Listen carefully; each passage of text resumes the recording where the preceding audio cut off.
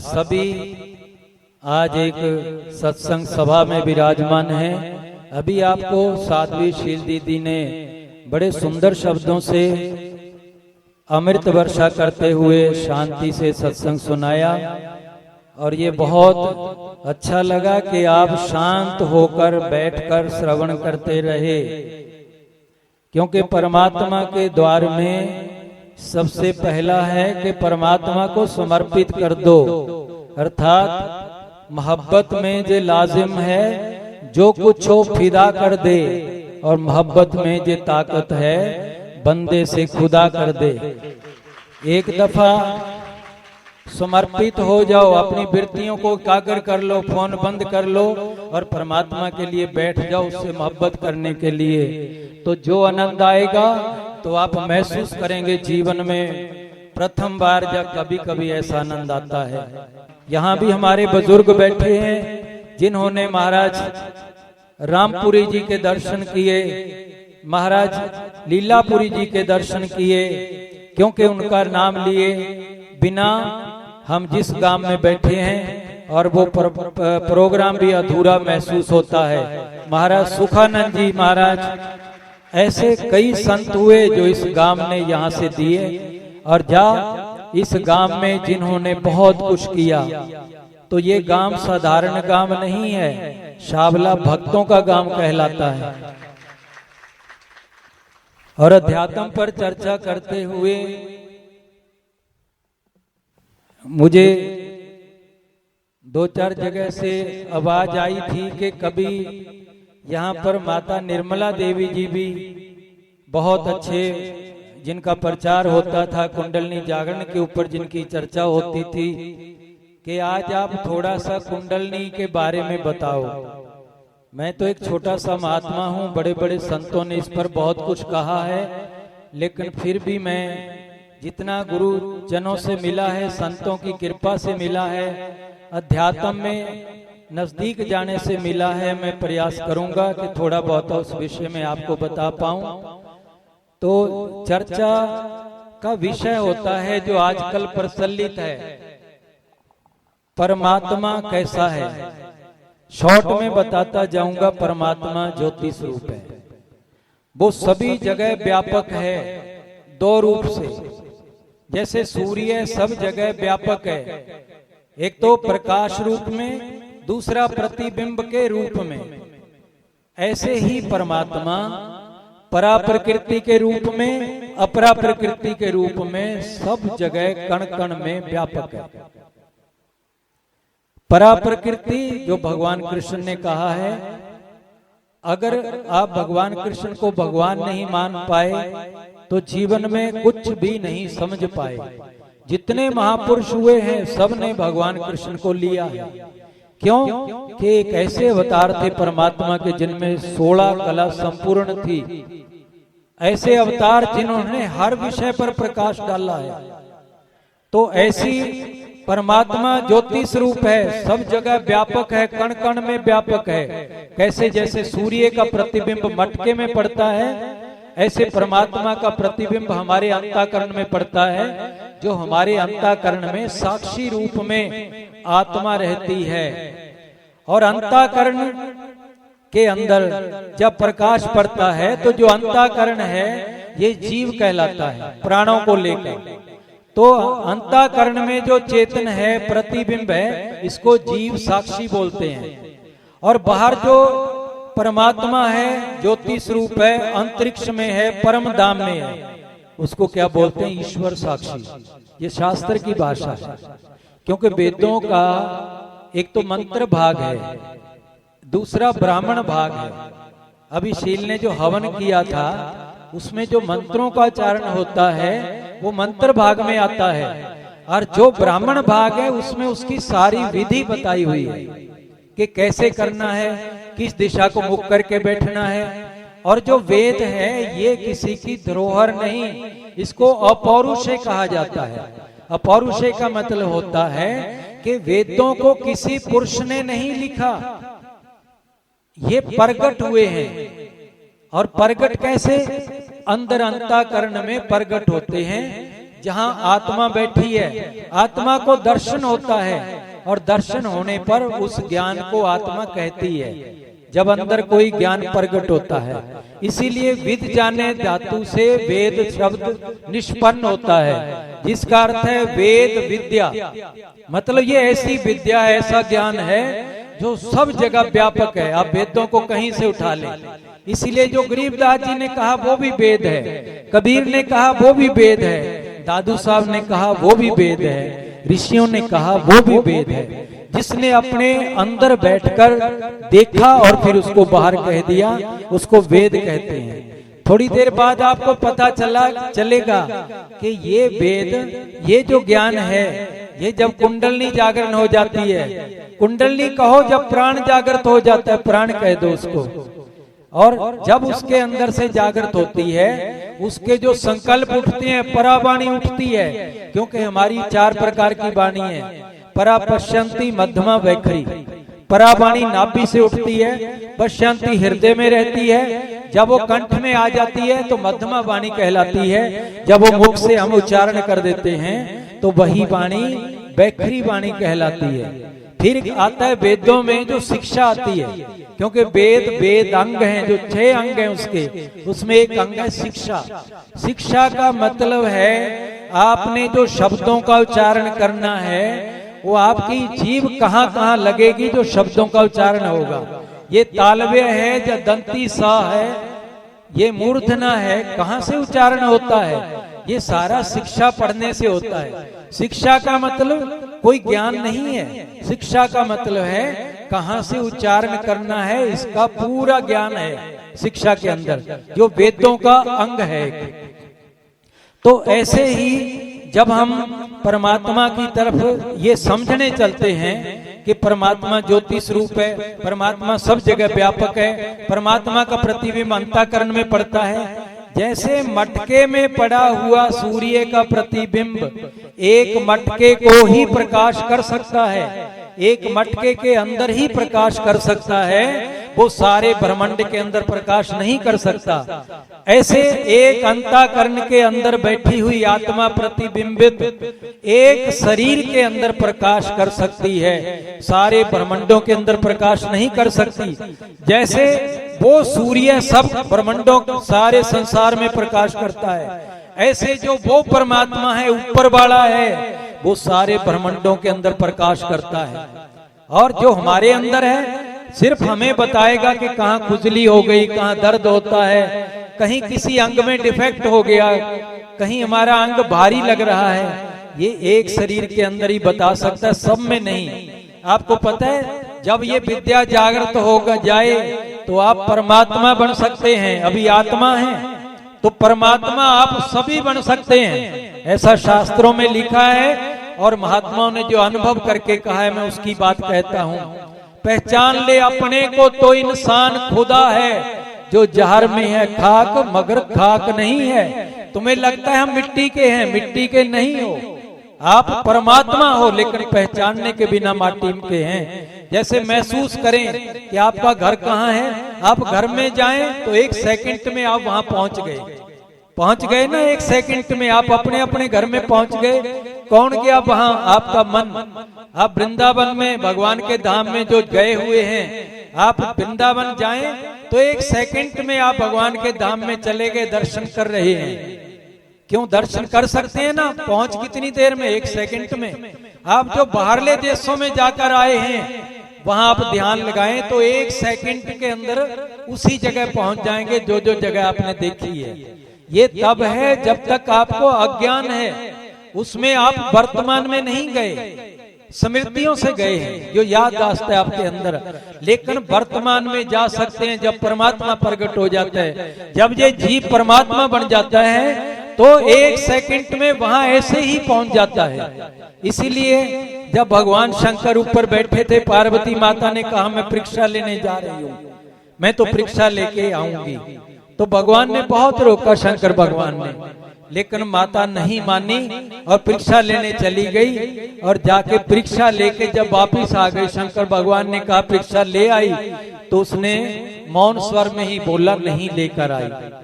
तो भगवान ने कहा ये झूठ बोली है, जब मेरे सामने कहकर गई है मैं परीक्षा लेने जा रही हूँ, तो भगवान कृष्ण ने क्या कहा? अपनी आत्मा में वापिस होकर देखा, व्यवहार को छोड़ दिया, परमात्मा में आकर देखा तो पार्वती का सारा सीन नजर आ गया। कैसे गई, भगवान राम ने क्या कहा कि माता यहाँ कैसे घूम रही हो, तो सारी बात याद आई। तो शंकर भगवान ने कहा जब झूठ ही बोल दी है तो अब इनको क्या कहना, एक झूठ के पीछे इनको 100 झूठ बोलना पड़े, मैं ये भी नहीं चाहता। तो उन्होंने कुछ नहीं कहा, अंदर से त्याग दिया तो अंदर से त्यागने से पार्वती माता को अशांति होने लगी और वो फिर अशांति रहने लगी। तो शंकर ने तो त्याग दिया, तभी जाकर सती ने शरीर त्याग दिया अपना। तो कहने का मतलब है तुम परमात्मा बन जाओगे, तुम्हारी सोच बदल जाएगी, तुम्हारी दशा बदल जाएगी, तुम्हारी दिशा भी बदल जाएगी, सब कुछ बदल जाता है। अब आ जाओ बात कुंडलनी किसे कहते हैं, ये साधना का विषय है। कोई ऐसा व्यक्ति नहीं है जिसकी कुंडलनी परमात्मा को मिलने के बाद नहीं जागृत होती। चाहे किसी रास्ते परमात्मा के पास गया है, उसकी कुंडलनी जरूर जागृत होती है। कुंडलाकार में नाभि के नीचे हमारा प्राण सोया हुआ है, उसका आकार कैसे है? कुंडलाकार। महाराज जी ने कुंडलाकार सुषुम्ना है जो नाभि के नीचे से मूलाधार के पास से शुरू होती है, पीछे से जाकर रीढ़ की हड्डी से निकलकर यहाँ आकर यहाँ नासा के पीछे यहाँ त्रिवेणी पर प्रकट होती है। ये 2 जगह है जहां से योगी सुषुम्ना के अंदर प्रवेश कर सकते हैं। तो जो नाभि के नीचे है सुषुम्ना का द्वार है, उसमें जिसमें प्राण का मंदिर है, लेकिन प्राण सोया हुआ है, जिसको हम कहते हैं कि जो कुंडलनी है सोई हुई है। पर आपके क्योंकि जिसने पाया है उसी को पता चलता है, जिन संतों ने पाया है कुंडलनी को देखा है उसी को तो पता चलेगा कुंडलनी कहते किसको है। नहीं तो इधर से शब्द पढ़े उधर बता दिए, उधर से पढ़े इधर बता दिए। तो प्राण कुंडलाकार में सोया हुआ है। कुंडल कैसे होता है? भिड़ा हुआ नहीं होता, यहाँ से शुरू होता है, यहाँ से शुरू होकर गोलाकार में ऐसे होता है। ऐसे ही कुंडलाकार में सुषुम्ना के अंदर मुंह बाहर निकाले हुए प्राण सोया रहता है कुंडलाकार में। और ये क्या होता है प्राण के अंदर? ऊपर से अमृत की बूंद झरती है, नाभि के नीचे जहां मुख है हमारे प्राण का, कुंडलाकार का, कुंडलनी का, इसको कुंडलनी कह दो, तो उसके अंदर मुंह में अमृत पड़ता है। ये अमृत पीता है प्राण या कुंडलनी, अपने मुख से आग निकालती है। आग का मतलब लाट निकालती है। लाट का मतलब है पिछले जन्मों का जो संस्कार है, जिसको प्रारब्ध बोलते हैं। नहीं तो तुम बताओ प्रारब्ध कहाँ रहती है? कभी किसी ने सोचा प्रारब्ध कहाँ रहती है? स्मृतियां कहाँ पड़ी है पिछले जन्मों की? लेकिन क्यों? खाया पिया, बाथरूम में चले गए, लेटरिन में चले गए, दिन निकला, दूसरा दिन फिर आ गया, फिर आज पकवान खाए, पेट बढ़ा लिया खा के, नाम जपया नहीं गया। कुंडलनी जागरण कैसे हो? कुंडलनी जागरण नहीं होगी तो सच का आत्मा का पता कैसे चले? बड़ा दुर्लभ रास्ता है। जो इसके साथ साथ भक्ति करते हैं उनकी भी जागृत होती है। इसीलिए संतों ने बताया कलयुग केवल नाम आधारा। उन्होंने ये नहीं कहा कि तुम्हारी कुंडलनी जागरणी होगी, इससे नाम आधार है कि तुम नाम तो चलते फिरते जप सकते हो श्वास के साथ। जब बाबा गरीबदास जी छुड़ानी धाम में थे, उस समय हिंदी में स्वाभाविक भाषा में सत्संग करते थे। एक दिन 9 जोगेश्वर आ गए आकाश से। उनको पता चला कि ब्रह्मांड के अंदर एक ऐसा योगी प्रकट हो गए जो निष्काम है, और सारा कुंडलनी जागरण होकर सहस्रार में बैठकर परमात्मा स्वरूप हो गए। और हम अभी कुंडलनी जागरण करके सिद्धियां प्राप्त कर ली, लेकिन कुछ बातें बची हुई हैं जो नहीं कर पाए। चलो उनके पास चलते हैं, बैठेंगे, सत्संग करेंगे, चर्चा सुनेंगे। गरीबदास जी के पास आ गए और एक छोटे से गांव के अंदर एक किसान का काम करते हुए, मतलब हल चलाना, अपना खेती करना, गेहूं उपजाना, ये सारे काम करते हुए गरीबदास जी एक सिद्ध पुरुष, सिद्ध का अर्थ होता है संपन्न, जिसको दुनिया की कोई ताकत हिला ना सके। तो गरीबदास जी के पास आ गए, 9 जोगेश्वर थे, बैठ गए, महाराज जी को प्रणाम किया, महाराज जी ने भी बैठकर उनको भी प्रणाम किया। बैठे, कहने लगे ज्ञान चर्चा करने के लिए हम आए हैं। शाम का टाइम था। महाराज जी कहने लगे पहले ये बताओ, आप हमारे इस लोक में आए हैं, मर्त्य लोक में, आप क्या लोगे?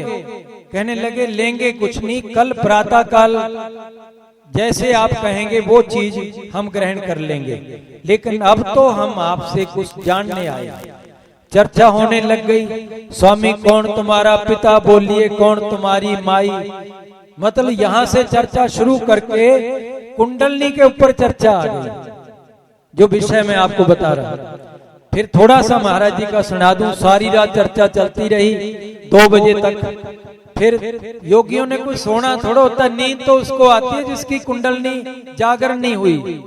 तो महाराज जी कहते हैं जिसकी जागृत हो गई, खुद्या तिरछा ताहे न व्यापे, निद्रा नींद काल नहीं जापे, हृदय जपा जाप जगावे, जैसे शेष सहस पुन गावे। कहते हैं ऐसा होने लग जाता है, नाभि से जैसे शेष नाग हजारों मुख से उच्चारण करता है भगवान का नाम, तो अंदर ध्वनियां प्रकट हो जाती हैं उस योगी के अंदर, जिसकी कुंडलनी जागरण हो जाती है। जैसे बीन के आगे सांप मेलता है, सारा शरीर कांप, शब्द के आगे कांपने लगता है, ऐसा योगी होता है। जब सारा रात सत्संग पहले सुनते रहे, फिर आपस में योगी चर्चा करते रहे। महाराज जी विश्राम में चले गए। प्रातः काल 8 बजे महाराज जी के सामने उपस्थित हुए। महाराज जी ने कहा बताओ आप हमारा बना हुआ भोजन लेंगे या आप बनाएंगे? कहने लगे हम तो राशन लेंगे। महाराज जी ने राशन मंगा दिया, भोजन बनाया गया, ऋषियों ने योगियों ने बनाया। तो प्रातः काल जब भोजन बना लिया, महाराज जी के सामने रख दिया, कहने लगे महाराज जी हमने भोजन तैयार कर दिया 10 मूर्ति का, 9 हम हैं, 10 में आप, अब वितरित आप अपने शिष्यों से करवाएंगे। महाराज जी कहने लगे ठीक है। तो 9-10 का भोजन अंदर रखवा दिया। महाराज जी तुर्तीराम जी को आदेश दे दिया।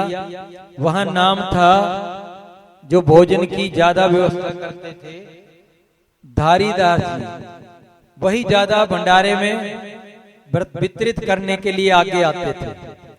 तो धारीराम जी, धारीदास जी, दोनों में से राम कह दो दास कह दो, तो महाराज जी के बड़े सेवक थे।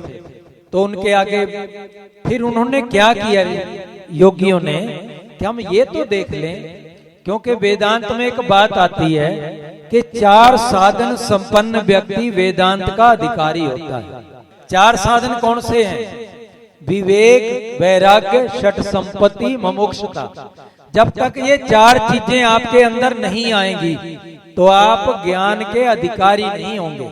जैसे ज्ञान के ग्रंथ पढ़ते थे ना, शावला में कई भगत थे, विचार चंद्रोदय, विचार सागर, पंचदशी, वृत्ति प्रभाकर, ये वेदांत के ग्रंथ हैं। अगर शास्त्र में जाएंगे तो वहां प्रस्थानत्रयी पढ़ाई जाती है। गीता, उपनिषद, ब्रह्म सूत्र, ये लघु प्रस्थानत्रयी है। अगर बृहत प्रस्थानत्रयी पढ़नी होती है तो फिर अद्वैत, सिद्धि, पदार्था, भावनी, तो इस तरह के खंडन खंड खाद्यम ये ग्रंथ लगते हैं आचार्य कोटि में। लेकिन जो सहज ग्रंथ हैं, छोटे ग्रंथ हैं, जिनको वेदांत में प्रवेश करने सिर्फ अभी शुरू करना है, जब तक उसको पूरा योग में पारंगत नहीं हुआ, रिद्धि सिद्धि संपन्न होकर उसको पता नहीं चला कि मुझे पाना किसको है, उसने अपने को तो पा लिया, लेकिन फिर मैं परमात्मा में जाकर लय होने, जब मैं और परमात्मा में भेद है, मैं ही परमात्मा हूं जब परमात्मा लग है, ये एक आवरण रह जाता है। तो आवरण कौन खत्म करता है? वो वेदांत खत्म करता है। उसके लिए 4 चीजें जरूरी है। विवेक, विवेक का मतलब है सत्य और असत्य को पहले जानना। असत्य कहते हैं संसार को। असत्य क्यों कहते हैं? वैसे संसार मिथ्या है, असत्य नहीं है।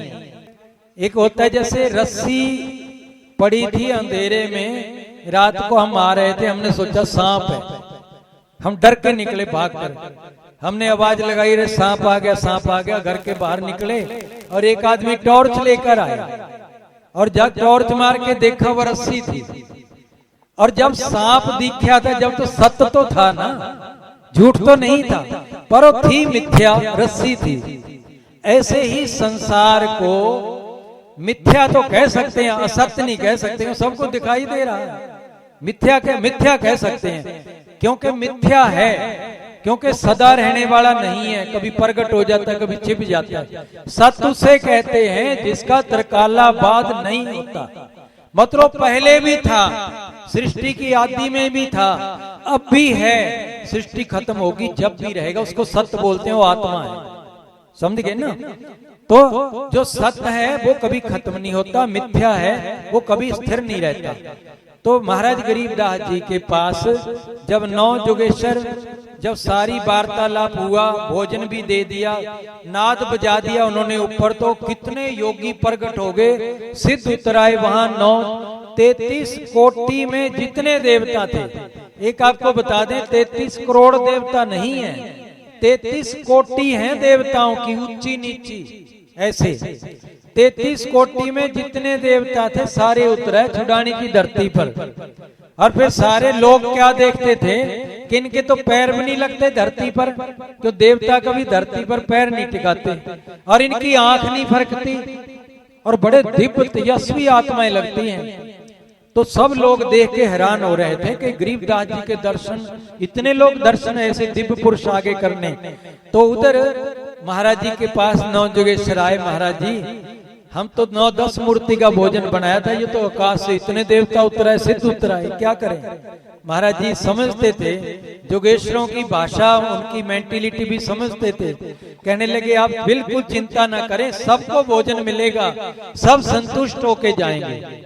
तो महाराज जी ने क्या किया, देव भोजन बरताने के लिए धारी राम को आज्ञा दे दी, और महाराज जी ऐसे लगे सबको कि सबके सामने खड़े होकर भोजन बरता रहे हैं। मतलब जितने वहां पर दिव्य आत्माएं थी, सबके आगे गरीबदास जी ने खड़े होकर भोजन कराया। इतने रूप धारण किए महाराज जी ने। और जब सबने भोजन कर लिया, फिर महाराज जी ने क्या कहा, फिर अन्नदेव की आरती की, प्रणाम किया अन्नदेव को कि हे अन्नदेव, सुख देना दुख मेटना, ताजा राखे तन। कि हे अन्नदेव, जब तू पेट में आता है तो सुख महसूस होता है, जो भूख का दुख है मिट जाता है और शरीर ताजा हो जाता है। ताजा राखे तन, और सुर 33 खुश किए। तूने 33 करोड़ में से जितने देवता उतरे थे सब खुश कर दिए, इसलिए नमस्कार तो है अन्न, मैं तुझे नमस्कार करता हूँ। कितनी बड़ी प्रार्थना की सदगुरु ने, कहते मैं तुझे प्रणाम करता हूँ। तो फिर क्या हुआ, जब सभी देवताओं को महाराज जी मिले, फिर देवता जोगेश्वर कहने लगे महाराज जी हम एक आपके शरीर का वस्त्र लेना चाहते हैं। तो महाराज जी कहने लगे, क्योंकि महाराज जी के 2500 बीघे जमीन थी, उस समय बड़ी बड़ी जमीनें होती थी, तो सबसे बड़े जमींदार थे छुड़ानी। महाराज जी नान के घर में पैदा हुए थे, और असली जो गांव था इनका करौथा था, जो दादा लाई था। तो यहाँ जब महाराज जी से वस्त्र मांगा, महाराज जी कहते मैं थान मंगवा देता हूँ आपको। कहने लगे नहीं महाराज जी, आपका पहना हुआ वस्त्र चाहिए। तो कहने लगे ठीक है। एक वस्त्र ऐसा दिया महाराज जी ने, जब कभी छुड़ानी में काल पड़ गया था, जब काल पड़ गया तो वहां से जब चल के आए थे, महाराज जी ने इंद्र के शिव महिमा करी थी, और उसी समय वर्षा हुई थी, क्योंकि उसमें शिव जी की बीसी चल रही थी, काल पड़ गया था। तो इतनी वर्षा हुई, जो माटी के कणों पर जो बूंदें पड़ी थी वो ऊपर ऊपर कर महाराज जी के शरीर वस्त्रों पर पड़ गई। वो वस्त्रों में दाग तब से पड़े हुए थे।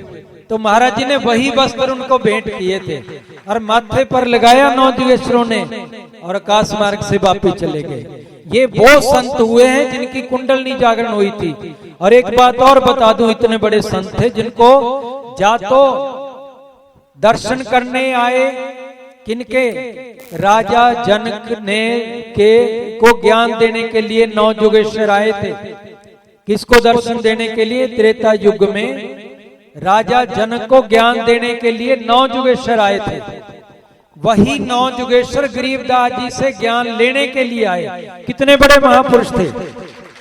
इसीलिए मैं आपको कहता हूं कि मथुरा में जो परम जोगेश्वर भगवान कृष्ण हुए, ऐसे हरियाणा में परम जोगेश्वर सदगुरु गरीबदास जी हुए। ये दोनों पूर्ण परमात्मा थे। और इसी तरह जब जयतराम जी, एक 2 तपस्वी थे, पहाड़ पर तपस्या कर रहे थे। उनकी कुंडलनी तो जागरण हो गई, लेकिन ये कुंडलनी को जहां पहुंचाना था अभी वहां नहीं पहुंची थी। रिद्धि सिद्धियां आ गई। मेरुदंड के रास्ते 21 गांठों को छेद कर ब्रह्मरंध्र का द्वार के ऊपर पार करके वहां बैठे। लेकिन उसके ऊपर 7 सुन्न और हैं जो संतों की, उसका भेद नहीं पाया। वो बैठे बैठे एक दिन नारद मुनि चले गए और उन्होंने खड़े होकर प्रणाम किया। किसी की 300 साल की, एक की 400 साल की उम्र थी। दोनों पुराने ऋषि बैठे थे। तो नारद मुनि ने कहा, उन्होंने प्रणाम किया, कहने लगे महाराज उस ब्रह्म विद्या का भी उपदेश दो जिसके ब्रह्म विद्या प्राप्त होने से और आत्मसात करने से जन्म मरण होता ही नहीं है। तो हम तो बहुत दिन से बैठे हैं, पूर्ण शांति नहीं मिली, क्योंकि बड़े बड़े ऋषियों के अंदर राग द्वेष रह जाता है। बहुत ऋषि हुए, वेदों का ज्ञान प्राप्त था, सब कुछ, लेकिन ईर्ष्या और द्वेष नहीं मिट पाया था। जब तक ब्रह्म ज्ञान नहीं होता, क्योंकि सतगुरु कहते हैं ब्रह्म ज्ञान जो हृदय आवे कौम 36 एक दर्शावे। 36 कौमों में परमात्मा एक ही दिखाई देता है परमात्मा। जब सब में परमात्मा दिखेगा तो किसके प्रति ईर्ष्या, किसके प्रति द्वेष, किसके प्रति राग, सब एक है, तो सब कुछ वहां समाप्त हो जाता है जाकर। तो ऋषियों को कहा कि हमारा कैसे उद्धार हो सकता है। तो उन्होंने कहा एक महापुरुष अवतरित हुए हैं जो सतलोक से आए हैं, पूर्ण ज्ञानी पुरुष हैं, अगर कुछ पाना है तो वहां पहुंच जाओ। तो जयतराम जी जो वहां नाम रखा था, वहां कोई और नाम था, वो कहने लगे हमारे शरीर को आप संभाल के रखना, मैं ज्ञान सीख के आऊंगा फिर आपको भी दे दूंगा। पत्थरों के नीचे उस शरीर को रख दिया गया। उस शरीर से निकल के जयतराम जी ने गरीबदास जी के घर में पुत्र रूप में जन्म ले लिया, क्योंकि वहां 2 शरीर पैदा हुए थे, एक लखत, एक तुर्तीराम जी और एक जयतराम जी। क्योंकि इनको अकस्मात पैदा होना पड़ा, इसलिए मायवी शरीर धारण करके पैदा हुए थे। तो दोनों पैदा हुए वहां पर। तो महाराज जयतराम जी जब बड़े हो गए, पहले तो बच्चों की तरह रहे, जैसे आपको पता चले ना, महाराज यहाँ लीलापुरी, महाराज जी सुखानंद जी, महाराज रामपुरी जी, जो कुछ लेने वाला था संतों से वो ले नहीं पाए। उनके पास ऐसी विद्या होती है जो जन्म मरण खत्म कर दे, पर हम ऊपर ऊपर की ले लेते हैं। महाराज जी मारे बेटा नहीं हुआ, पोता नहीं हुआ, मारे तो यूं नुकसान हो गया, इसका कैसे होगा, ये काम नहीं चल, हमारा क्लेश रहता है। ये तो रूंगे में मिल जाता है, इसको मांगना नहीं पड़ता। अगर नाम जपो तो घर में सब कुछ रिद्धि सिद्धि मुक्ति सब भंडार भर के आते हैं। महाराज जी कहते हैं ना, साचे शंकर रीज ही, महाराज क्या कहते हैं, साचे शंकर रीज ही, ब्रह्मा जोड़े प्रीत, विष्णु करे प्रतिपाल हद, सकल संत संगीत। वो वहां बैठे बैठे आशीर्वाद देते हैं। ब्रह्मा विष्णु शंकर सभी संत महात्मा, किसी भक्त के घर के पास से भी संत निकल जाता है, आशीर्वाद दे के जाता है। तो ये इतनी कृपा होती है नाम जपने से। अगर खुद उस जो बता के जाते हैं उनके समय में पूछ लो तो जन्म मरण सबसे बड़ा दुख है, इससे हम निकल सकते हैं। तो फिर क्या किया, जयतराम जी बड़े हो गए, खेलते रहे, पर इस चीज का पता नहीं चला कि गरीबदास जी से सीखना क्या था। क्योंकि उन्होंने समझा मैं तो बेटा हूं, मेरे पास तो सब कुछ है, मेरे तो बाप परम ज्ञानी है। जब महाराज जी शरीर छोड़ के चले गए, फिर पता चला, जब कोई कोई संत आके बताता कि सतगुरु तो ऐसी चीज थे, सतगुरु ऐसी चीज थे, फिर महिमा का पता चला। और महाराज जी को ड्यूटी लगा दी थी, महाराज जी ने महतपुर चले गए। तो वहां जब याद आया तो महाराज जी ने फिर वो बातों को याद किया जो नाम दिया हुआ था। तो महाराज जी ने उसका सुमरण करना शुरू किया। उन्होंने जब बहुत याद किया तो एक महात्मा मिले जो शंकर भगवान के सेवक थे, साधु राम जी। उन्होंने महाराज जी जयतराम जी का, क्योंकि गरीबदास जी से ज्ञान उन्होंने लिया था साधु राम जी ने, वो भी शिव जी भोलेनाथ ने कहा था कि वहां चले जाओ तुम्हें पूर्ण ज्ञान मिलेगा। भोलेनाथ जी की आज्ञा से वहां आगे गरीबदास जी ने ज्ञान दिया। फिर उन्होंने सोचा मेरे ऊपर ऋण है सतगुरु का, मैं क्यों ना उतार दूं। तो जयतराम जी को ज्ञान उन्होंने, जो अधूरा रह गया था, तो साधु राम जी ने ज्ञान दिया।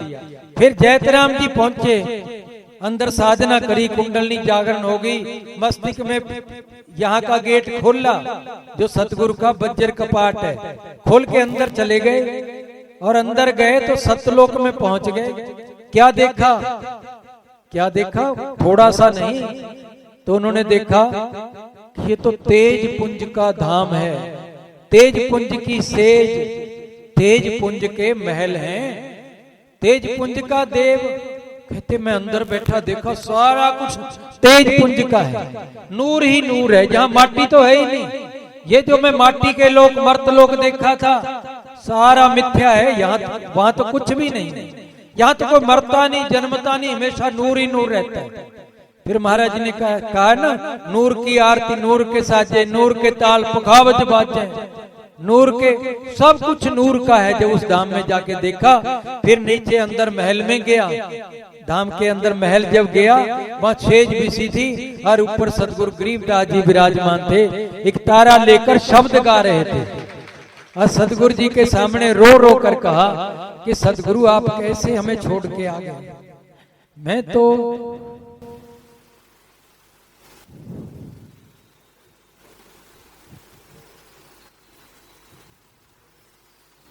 तो अनजान था, मैं नहीं सोचता था कि आप मुझे छोड़ के आ जाओगे। हमें तो साधु राम जी ने आपका बताया तो मैं चलकर आपके पास आया। और जब वहां का नजारा देखा, सतगुरु ने समझाया, समझकर सतगुरु जयतराम जी को दो शब्द सुनाए कि जो सतगुरु का जो ज्ञान है, दोनों शब्द उसने याद कर लिए। फिर नीचे आकर सब कुछ बताया। मतलब जो पहाड़ों पर बैठे थे ऋषि, जिनकी पूर्ति नहीं हुई थी, वो भी गरीबदास जी के पास आए, ज्ञान सीखा, और वही ज्ञान सीखकर गरीबदास जी के पास पहुंचे सचखंड के अंदर। मतलब छोटे से संत नहीं थे, पर दीपक तले अंधेरा, जो बहुत बातों सुनते आ रहे। छुडानी साहब में पास में दुल्हेड़ा गांव था, 3 गांव थे जो कुछ ले नहीं पाए सतगुरु से, और जिन्होंने लिया 124 शिष्य थे सतगुरु के, 124 शिष्य जिनकी कुंडलनी जागरण थी, जो आकाश मार्ग से जा सकते थे, ऐसे शिष्य थे। तो उस समय में थे। लेकिन आज तक गरीबदास जी के बाद 642 महात्मा को साक्षात्कार हुआ है, जिनकी कुंडलनी जागरण हुई है। ये कह देना तो खेल है कि वहां पर इतना ज्ञान है, वहां पर इतना ज्ञान है, पर ये भी देखो किसी की कुंडलनी जागरण हुई, किसी को परमात्मा मिला, पर समय के महापुरुष थे करके चले गए। लेकिन गरीबदास जी इतनी बड़ी पीठ है, इतना बड़ा बैक में ग्रंथ साहब है, इतना बड़ा बैक के अंदर सतगुरु है, जिनका धाम है। जब जयतराम जी वहां पहुंच के पता चला कि सतगुरु क्या चीज थे। तो इसलिए जो कुंडलनी जागरण का मामला है, ये कुंडलनी कहते हैं प्राण को। कई दफा शंका हो तो कोई आपको इस विषय में पूछे, तर्क करे, तो मेरे पास भेज देना कि बड़ौदा गांव में चले जाओ। अगर असली मैं आपको वही बात कह रहा हूं जो मैंने संतों से पाई, जो मैंने साधना में बैठकर वहां तक पहुंचा, जो मैंने सब कुछ करके देखा। मैं परमात्मा से नहीं मिला, लेकिन मुझे रास्ता सारा पता चला अंदर बैठने तक। परमात्मा के दर के ऊपर जहां खुलता है गेट, वहां तक आप लोगों के सहयोग से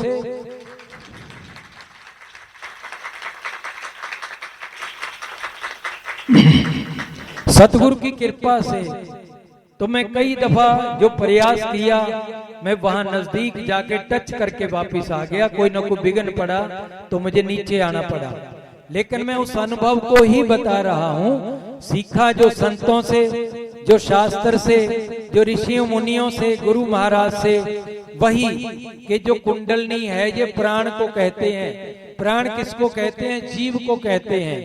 नाभि के नीचे ये चेतना है, ये कुंडलनी शक्ति कह लो, प्राण शक्ति कह लो, ये सोई हुई है। इसको जगाना है, चाहे कुंडलनी जागरण कह दो, चाहे प्राण को जागरण कह दो, एक ही बात है। तो कैसे जगती है? जो आपको नाम दिया हुआ है, जो व्यक्ति, चाबी एक ही है, 1000 चाबी नहीं है कि कोई भी चाबी लगा के, यहाँ ऐसी की भी नहीं है जो मास्टर की होती है, इसकी मास्टर की भी नहीं बनी। तो चाबी कौन सी है? जो प्राण का शब्द है।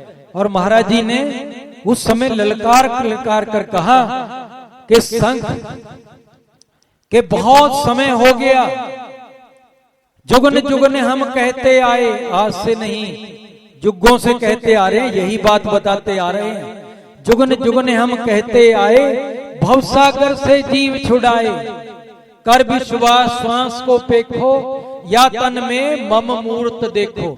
श्वासा पार्स भेद हमारा, जो खोजे सो उतरे पारा।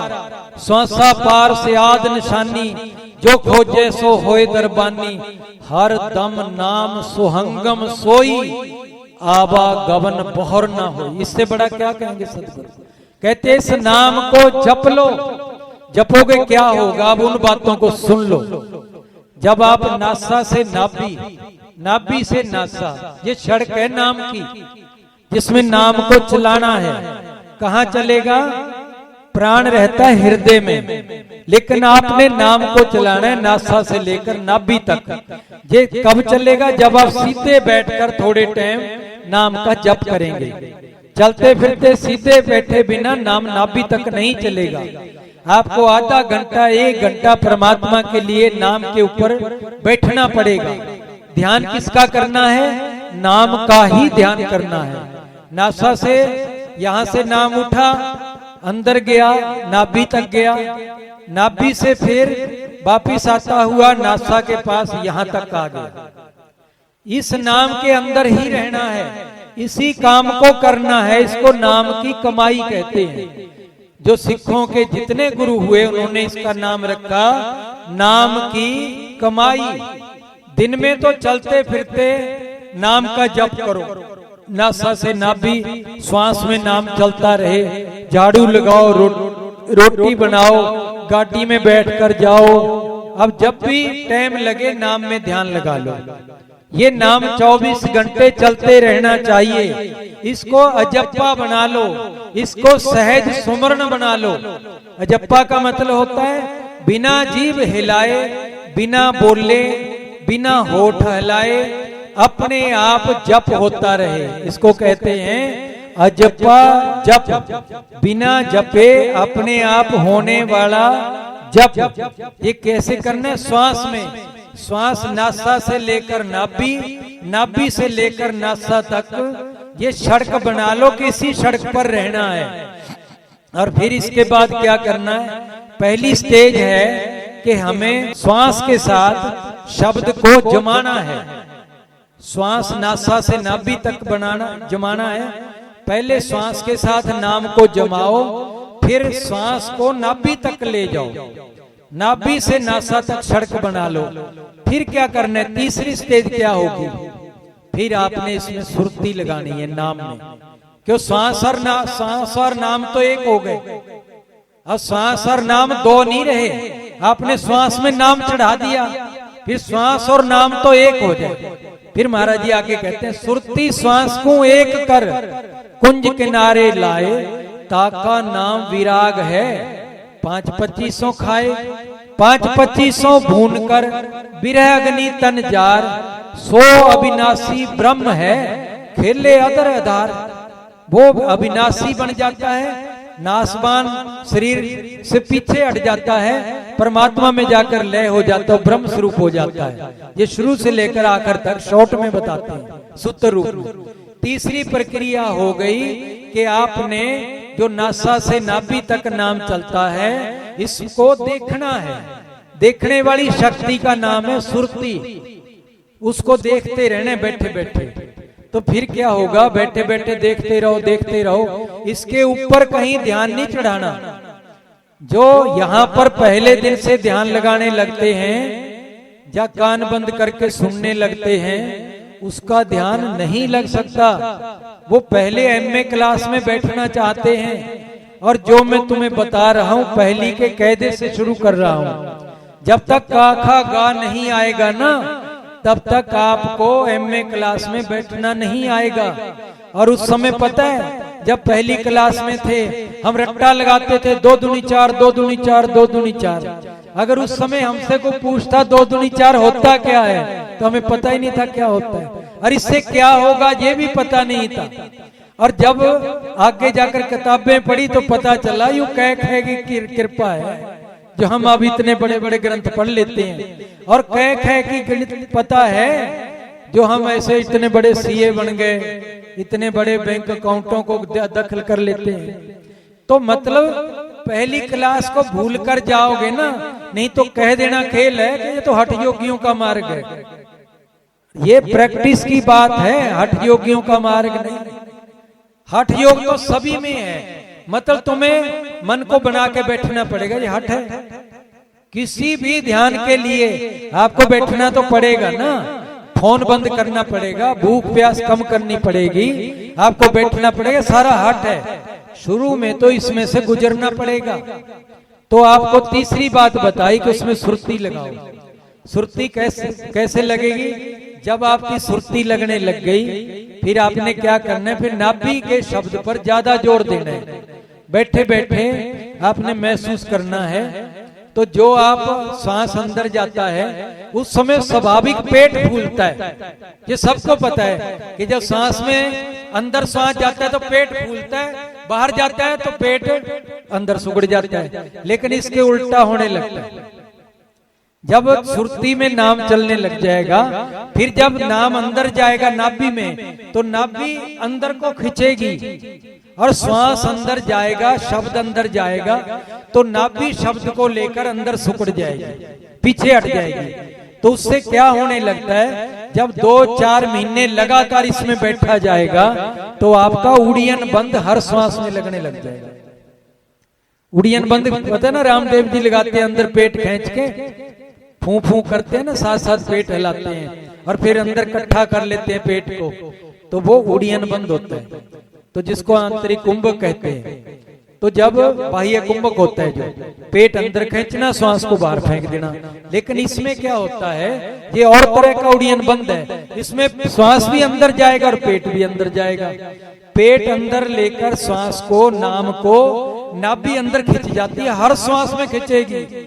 और जिस दिन ये नाभि अंदर खींचने लगी नाम के साथ, आपकी अधोगति नहीं होती। लिख के लेने, लिख के दे सकता हूं इस बात को, अधोगति नहीं होगी, जन्म मरण वहीं से शुरू हो जाए, खत्म होना। ये मैं अपना कॉन्फिडेंस बता रहा हूं। जिस दिन ये खींचने लग गई, उस दिन उड़ियन बंद लगने लग जाएगा। पेट का रोग नहीं रहेगा आपको, हार्ट अटैक नहीं होगा, पेट का रोग नहीं रहेगा। जिस दिन ये शब्द लेके पीछे खींचने लग गया, फिर सिद्धासन लगाओ। ये कुंडलनी जागरण की प्रक्रिया बता रहा हूं सारी। फिर सिद्धासन लगा के बैठने लगो।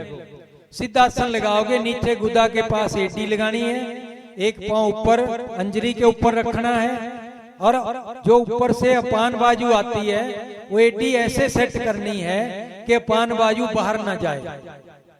जब बाहर नहीं जाएगी तो पान बाजू अपने आप फिर नाभि का शब्द खुलने लग जाएगा। हर श्वास में आपको लगेगा नाभि में जाकर मैं जोर से चोट पड़ रही है। फिर आप जोर से चोट करेंगे, नाभि के शब्द को कई दफा कहना शुरू कर दें। फिर नाभि शब्द कई दफा कहेंगे तो आपकी नाभि पूरी तरह से खुल जाएगी। उस समय थोड़ा सा घी डाल के कोई चीज लेनी पड़ती है, वो सब हजम होने लग जाती है। जिसको शुगर है, आप कहेंगे कौन सा शब्द कह रहे हैं? शुगर जड़ से खत्म हो जाएगा जिस दिन नाभि का शब्द शुरू हो गया। ये मैं लिख के दे सकता हूं, और करके देख लेना, ना हो तो मेरे को आके कह देना ये आप झूठ बोल रहे हैं। नाभि का जो शब्द है, इसमें इतनी ताकत है कि नाभि पूरा पीठ को लग जाएगी, और नाभि का शब्द हर श्वास में नाभि में टक दे के बोलिया करेगा। ये शब्द है। इसीलिए ये ऐसे शब्दों का उच्चारण हुआ योगियों के द्वारा और ऋषियों के द्वारा और बड़े बड़े सूफी संतों के द्वारा।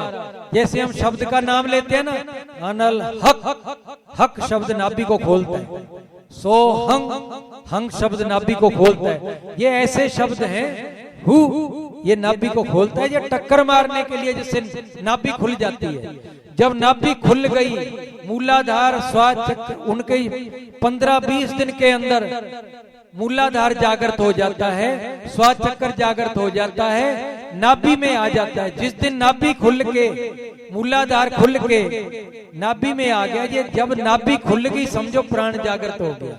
नाभि खुलना, प्राण जागृत होना, कुंडली जागृत होना, ये एक ही तरह की प्रक्रिया है। नाभि खुले बिना चक्कर जागृत नहीं होते, चक्कर सीधे नहीं होते। फिर आप सीधा आसन लगा के जब नीचे बैठोगे मूलाधार को जगा सकते हो। 1 महीने के अंदर अंदर मूलाधार जागृत हो जाता है और श्वास चक्कर जागृत हो जाता है। इनको जगाकर नाभि में आ सकते हो।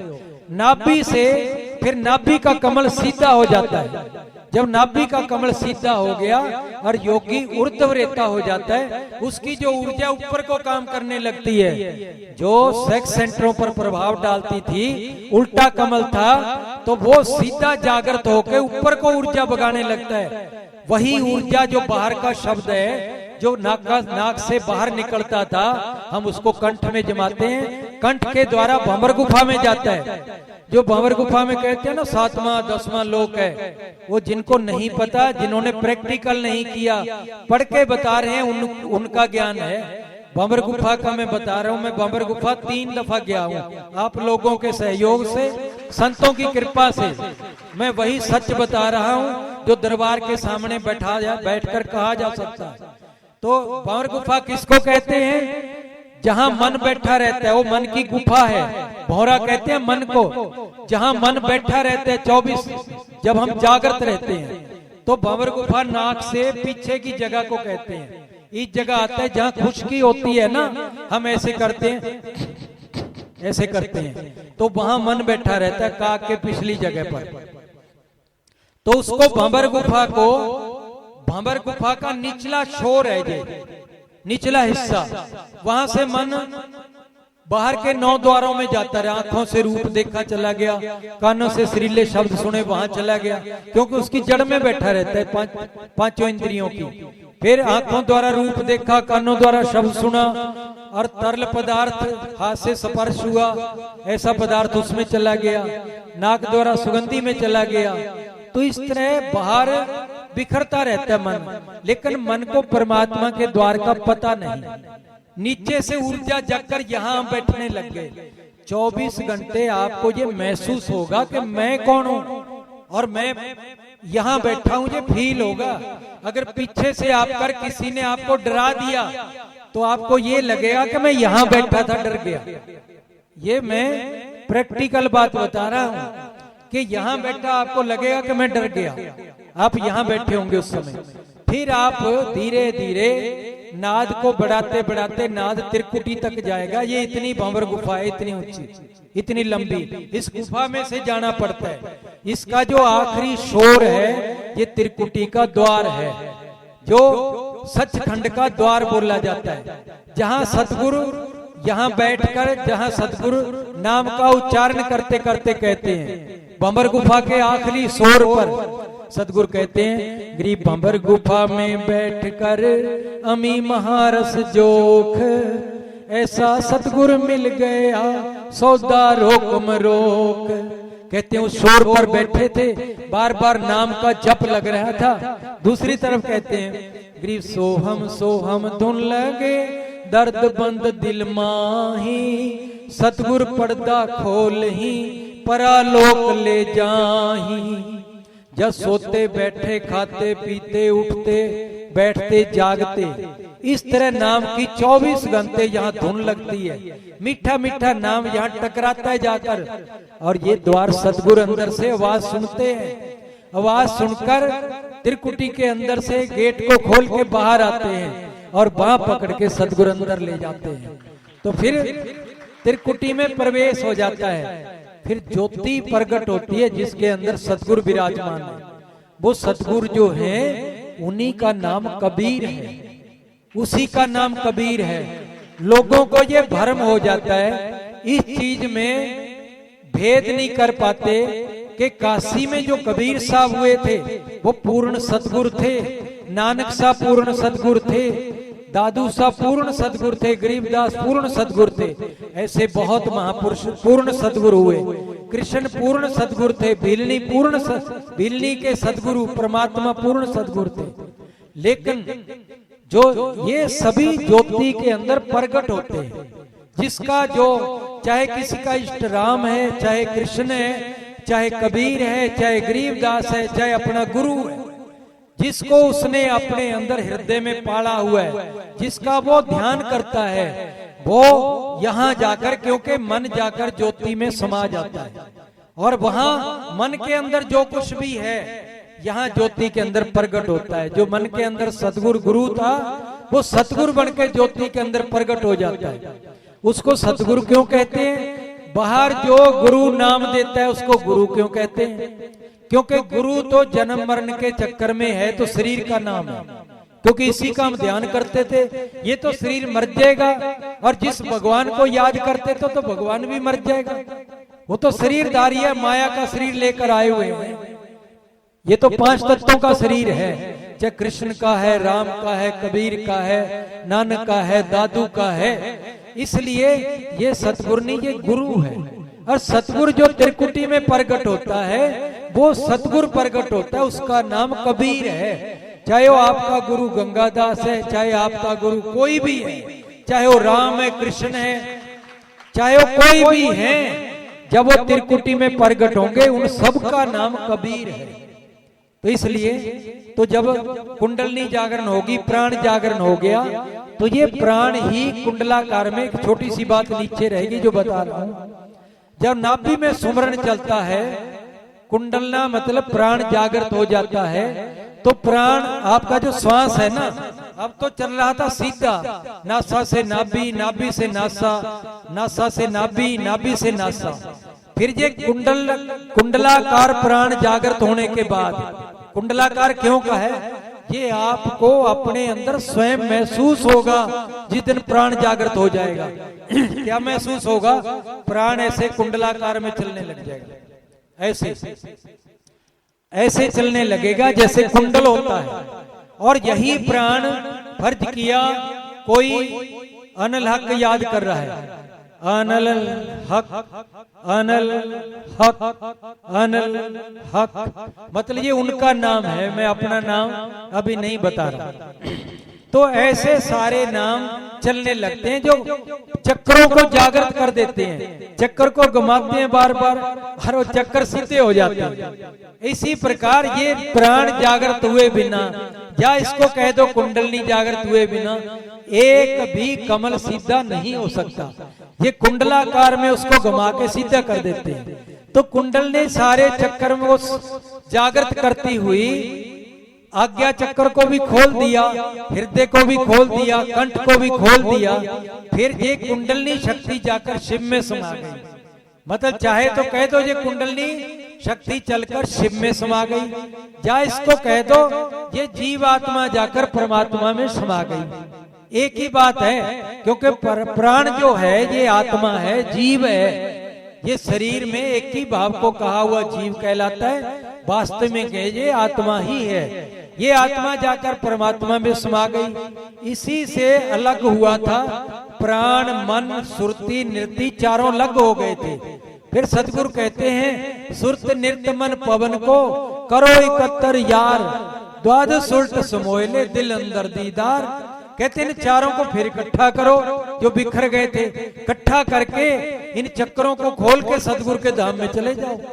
जब सतगुरु के धाम में जाएंगे, यहाँ जो प्रगट हुए उसका नाम कबीर साहब है। जो वहां कबीर साहब थे काशी के अंदर, वो भी कबीर साहब है, वो अलग हैं। जो हमारे अंदर प्रगट हुए जो अलग हैं। अब आगे समझना महाराज जी क्या कहते हैं, गरीब देही को सतगुरु कहे ये सब दुंदर ज्ञान, चार दाग आया नहीं वाकू सतगुरु जान। यूं तो सारे अपने गुरु को सतगुरु कहते हैं, नहीं, पर वो सतगुरु नहीं होता, गुरु तो मर जाएगा। सतगुरु कहते हैं इस देही को जो मर जाएगी, ये सतगुरु नहीं है। देही को सतगुरु कहे, ये गरीबदास जी कह रहे हैं, ये सब दुंदर ज्ञान, ये सब झूठा ज्ञान है। चार दागे आया नहीं वाको सतगुरु जान, ये जो ज्योति में प्रकट होता है गुरु अवतार परमात्मा, कुछ भी प्रकट होता है, चाहे कृष्ण चाहे राम चाहे कबीर चाहे नानक, कोई भी प्रकट होता है, चाहे तुम्हारा गुरु, ये मरता नहीं है जो ज्योति में प्रकट होता है। इसके एक एक रोम में करोड़ों सूर्य का प्रकाश है, एक एक रोम में। ये ऐसे सतगुरु ऐसे परमात्मा हैं जो एक एक रोम में करोड़ों सूर्य के प्रकाश में प्रकट होते हैं। तो क्या हाल होता होगा जब उसके दर्शन हो जाते हैं। तो मतलब कह नहीं सकते उस लीला को, एक करोड़ों सूर्य कितना होता है, कह नहीं सकते। फिर जब प्रकट हो गए, फिर अगला शब्द कहते हैं महाराज जी। पहले तो कहते हैं देही को सतगुरु कहे दुंदर ज्ञान, चार दाग आया नहीं बाको सतगुरु जान। फिर सतगुरु कहते हैं गरीब दादू का पिंजर पड़या, कहते दादू शरीर छोड़ गए और उनका शरीर पड़ा था, लोग उनको सतगुरु कह के पूछते थे, सामने कुछ प्राप्त नहीं कर सके, फिर मूर्तियां बनाकर भी सामने रख लेते हैं, तब भी कुछ हो नहीं पाता, उससे जन्म मरण नहीं मिटता। फिर कहते हैं दादू का पिंजर पड़या और नानक की देह, इनमें सतगुरु कौन सा हमको बड़ा संदेह। ये गरीबदास जी महाराज कहते हैं कि मुझे बड़ा संदेह होता है, वो तो चले गए जो अंदर थे, जो सतगुरु थे, लेकिन वो तो हमारे अंदर प्रकट हो गए, शरीर छोड़ के चले गए, और तुम इन मूर्तियों को मिट्टी को रखे हुए बैठे हो, इससे क्या होगा, तुम्हें ज्ञान थोड़ा दे सकती है। और जो समय के सतगुरु होते हैं वही ज्ञान दे सकते हैं, जो समय का गुरु होता है वही तुम्हें सतगुरु से मिला सकता है। ये तीन अवस्था जीवन में आनी चाहिए, पहले गुरु मिल जाए, फिर गुरु से सतगुरु मिल जाए, फिर सतगुरु से परमात्मा मिल जाए। आखिर जब पता चलेगा कि हम ही परमात्मा थे, क्योंकि वो सतगुरु ही मिला सकता है, गुरु नहीं मिला सकता। गुरु सतगुरु से मिलाएगा, फिर सतगुरु सतनाम की दीक्षा देगा। गुरु तो मंत्र देता है, वो त्रिकुटी में पहुंचा देगा, सतगुरु से मिला देगा।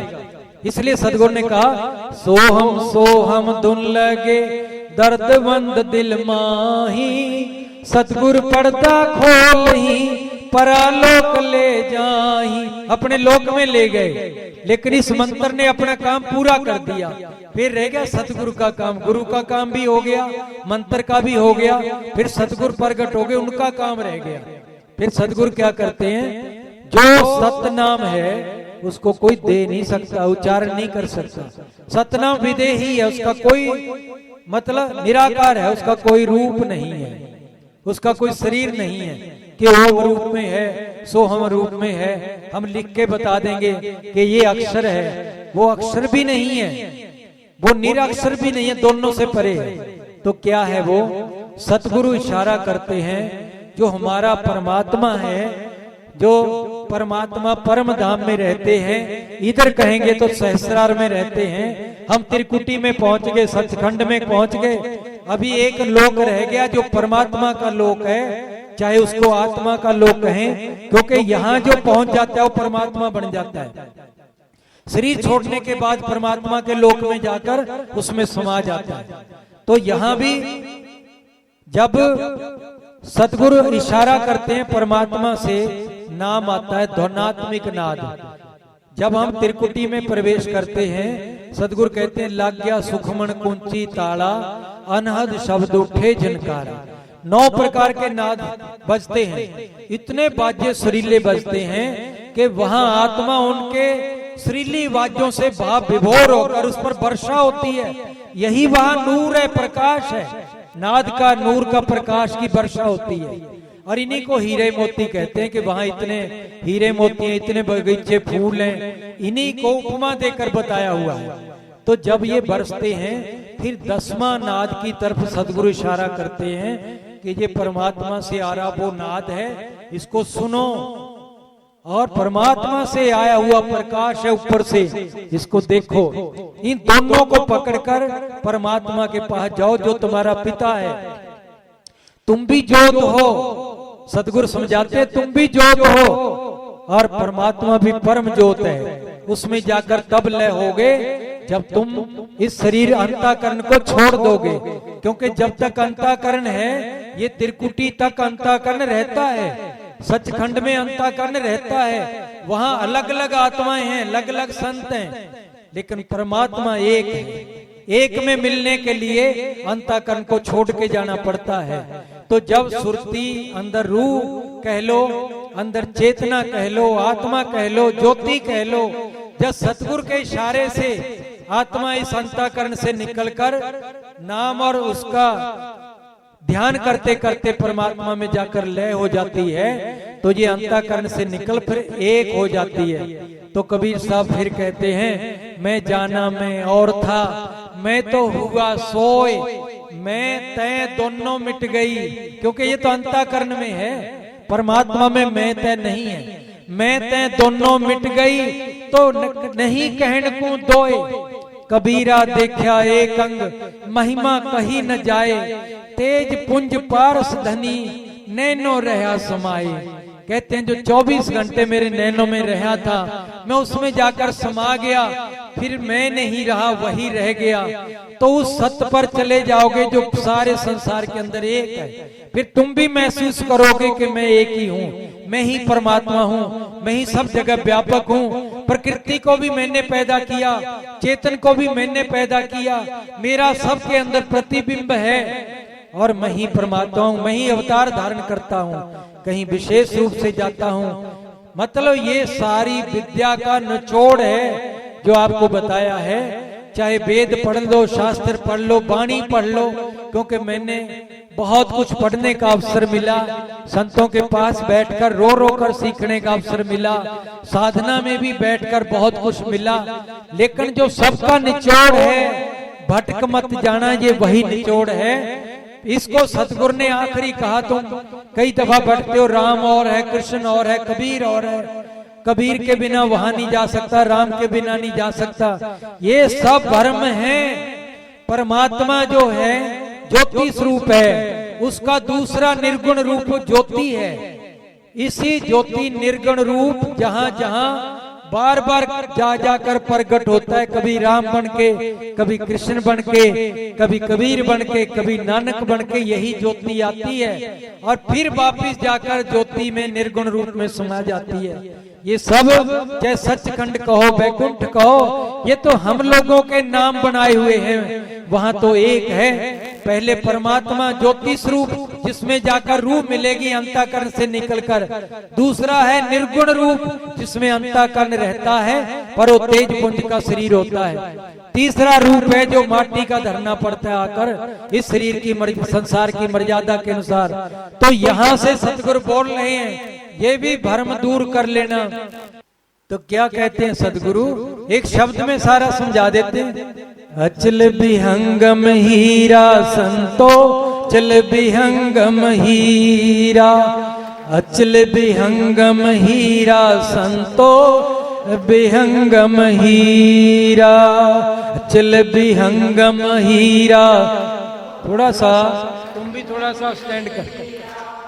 अचल विहंगम हीरा संतो, विहंगम हीरा, अचल विहंगम हीरा संतो, अचल विहंगम हीरा। किसको कहते हैं? जो अभी बताया था त्रिकुटी के अंदर जो प्रकट होता है, चाहे सतगुरु रूप में ये ज्योति है, ज्योति में आपके सतगुरु राम परमात्मा रूप में प्रकट हो जाते हैं। तो उसी का इशारा कर रहे हैं। ये अचल है, चलायमान नहीं होता, विहंगम है, ये मतलब अदर के ऊपर रहता है, ये शरीर के नीचे पृथ्वी के ऊपर नहीं है, अदर पर है, तो इसको विहंगम कहते हैं। हीरा जैसे गोल हीरा होता है, ऐसे ही ये ज्योति परमात्मा निर्गुण रूप में प्रकट होता है, जो इसके अंदर शरीर है, इसी ज्योति के अंदर। तो महाराज जी कहते हैं ये ज्योति बार बार रूप धारण करने आती है, यहाँ रूप धारण करती है, वहां वो निर्गुण है, यहाँ के सरगुण बन जाते हैं। तो महाराज जी कहते हैं बामे गंगा दहने जमुना, हमें गंगा मध्य सरस्ती नीरा संतो अचल विहंगम हीरा। मध्य सरस्ती नीरा संतो अचल विहंगम हीरा। अचल विहंगम हीरा संतो अचल विहंगम हीरा।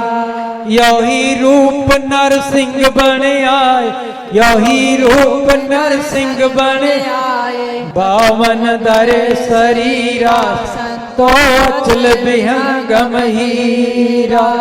अचल विहंगम हीरा संतो अचल विहंगम हीरा। यही रूप गजग्राह उबारे, यही रूप गजग्राह मेट दई दुख पीड़ा संतो अचल विहंगम हीरा। मेट दई दुख पीड़ा संतो अचल विहंगम हीरा। अचल विहंगम हीरा संतो अचल विहंगम हीरा। यही रूप को निरखने आ, यही रूप को निरखने तोड़न जम जंजीरा संतो अचल विहंगम हीरा। तोड़न जम जंजीरा संतो अचल विहंगम हीरा। अचल विहंगम हीरा संतो अचल विहंगम हीरा। यही रूप निखने आरो, यही रूप को निरखने आरो। तोड़न जम जंजीरा संतो अचल विहंगम हीरा।